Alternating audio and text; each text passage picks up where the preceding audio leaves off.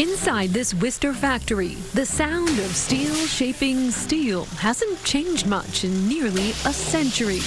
It all started with Henry St. Pierre, a Vermont farmer looking for a better way to work. He lived in Vermont on a farm, and he got tired of getting stuck in the mud and snow.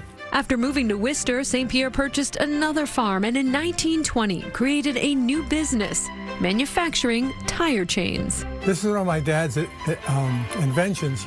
A lifelong innovator, the story wouldn't end there. My dad was thinking, inventing things all the time.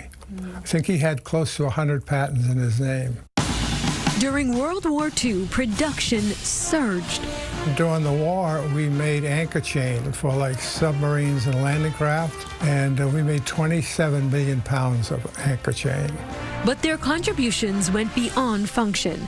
Recognizing the need for recreation during downtime, the Army made a special request, one that would become a defining hallmark of the company and a tradition that continues today. We're now the largest and the only manufacturer of pitching horseshoes that actually forges their shoes. General Manager Peter St. Pierre, Ed's son and third generation, says the company remains family-run and continues to forge ahead. Most of my summer jobs were here. My very first job was painting a lot of the warehouse. He is one of several family members involved in the business, carrying on both the legacy and the art of the horseshoe, a process that begins here. We bring raw steel in here, 20-foot length, and we cut it into about 2-foot lengths. And those 2-foot lengths eventually become not only the horseshoes, but the stakes. The next step brings the heat.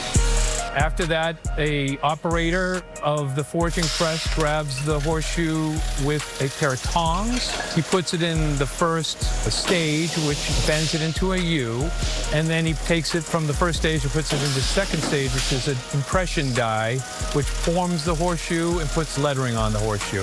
And from there, there's excess around the shoe. He then brings it over to a trimmer to trim the excess, and then we have the basic form of the horseshoe. While some companies manufacture the shoes using molten pores, he says forging results in a product built to last. It's increasing the density, so it's a very strong horseshoe, and when it hits that stake over and over, it doesn't break. It's really kind of a lifelong horseshoe.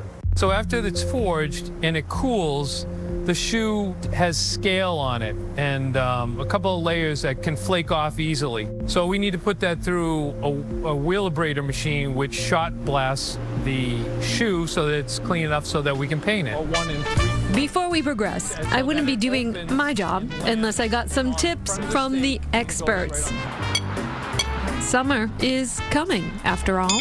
How do you actually throw a horseshoe? Well, there's a number of different ways to throw it. There's people who flip them. Sometimes they put their thumb against here, and they'll just make an arch, kind of like a bowling swing. Good. But the really good players, where they hold it on the side, and they flip it so that it turns 1 1/4 or 1 3/4. Peter St. Pierre says the real players here are the employees, many of whom have logged decades with the company. Jose Maribel is going on 40 years. When did you start working here? I was 19 years of age.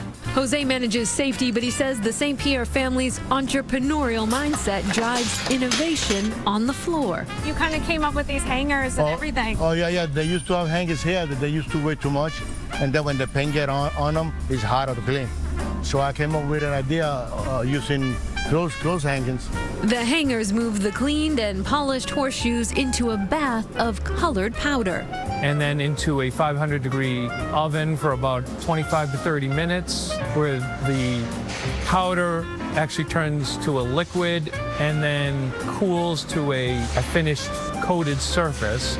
From a presidential pastime enjoyed by both Harry Truman and George H.W. Bush, who were known to toss these Worcester-made gems, to smart diversification, the company has remained standing in what was once a thriving industrial city. And pitching horseshoes remain an important and very nostalgic part of the business. But St. Pierre today, actually better known for its wire and chain construction, actually. Exactly. Many of the construction cranes that you see across the state rely on cables made by St. Pierre to lift that heavy equipment. They also produce many of the support cables used to build the Zakim Bridge.